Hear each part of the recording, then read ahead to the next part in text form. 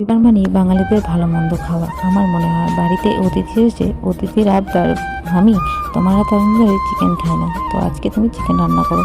তো ভাগনার আবদার কি ফেলানো যায় বলো? তো আজকে আমি চিকেন রান্না করব। অনেকেই অনেকভাবে রান্না করে, আমি কীভাবে রান্না করি সেটাই তোমাদের সাথে শেয়ার করব। তো আমি প্রথমত কড়াইটা বসিয়ে দিয়েছি গরম হওয়ার জন্য। কড়াইটা যখন গরম হয়ে গেছে আমি এখানে দিয়ে দিচ্ছি সরিষার তেল।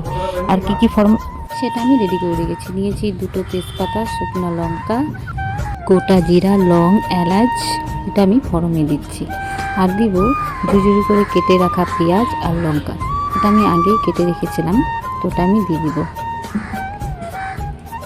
তোমরা কে কে চিকেন খেতে ভালোবাসো আমাকে কমেন্ট করে অবশ্যই জানাবে।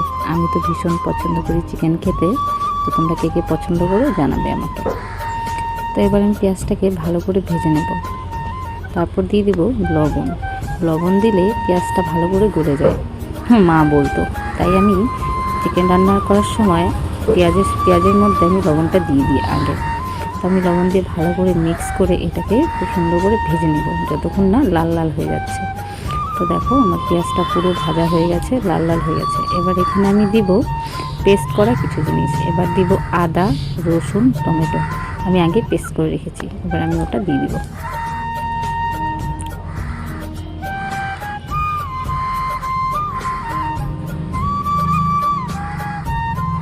আবার দিয়ে ভালো করে নেড়ে চেড়ে নেব। আর আমি মাংসটা আগে মেখে রেখেছিলাম হলুদ লবণ দিয়ে। তো এবার দেখো হয়ে গেছে। এবার আমি এখানে দিয়ে দিচ্ছি কালারের জন্য কাশ্মীরি লঙ্কার গুঁড়ো, কারণ আমি এখানে কাঁচা লঙ্কা দিয়ে দিয়েছি। এবার দিচ্ছি ধনের গুঁড়ো আর দিব জিরার গুঁড়ো। জিরার গুঁড়ো দিতে গিয়ে দেখি কৌটার মধ্যে একদমই জিরার গুঁড়ো নেই, তো যতটুকু ছিল ততটুকুই আমি দিয়ে দিলাম। এবার দিয়ে আমি এটাকে ভালো করে নেড়ে চেড়ে মিক্স করে নেব। তারপর দিয়ে দিব মাংস। আর আমি মাংসটাকে আগেই বলেছি যে লবণ, হলুদ আর তেল দিয়ে মেখে রেখেছি, ওটা করে রাখলে ভালো হয়। অনেকে যেটাকে বলে ম্যারিনেট করে রাখে, তো আমি ওটা করিনি, আমি শুধু তেল, লবণ, হলুদ দিয়ে মেখে রেখেছি। এবার এটাকে আমি ভালো করে কষিয়ে নেব যতক্ষণ না মাংসটা কষানো হচ্ছে। তো দেখো আমার মাংসটা পুরো কষানো হয়ে গেছে, খুব সুন্দরভাবে কষানো হয়েছে। কষানো মাংস দেখলেই খেতে ইচ্ছে করে, তাই না বলো? তো এবার দিয়ে দিচ্ছে এখানে জল। এবার জল দিয়ে এটা 10 থেকে 15 মিনিট আমি এটা ঢাকা দিয়ে রাখবো, তাহলেই তৈরি হয়ে যাবে মাংস। তো ভালো করে নিয়েছে, এটাকে আমি ঢেকে দেবো। ঢেকে দিচ্ছি।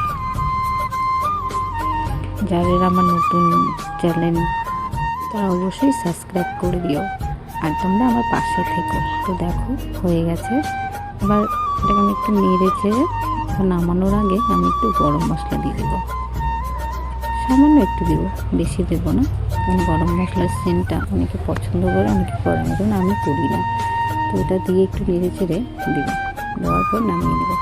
তো তোমাদের কেমন লাগলো তোমরা অবশ্যই আমাকে কমেন্ট করে জানাবে, আর আমার চ্যানেলটাকে সাবস্ক্রাইব করে রাখবে। এটা আমার নিউ চ্যানেল, আর এটা আমার 2 নম্বর ব্লগ হতে চলেছে।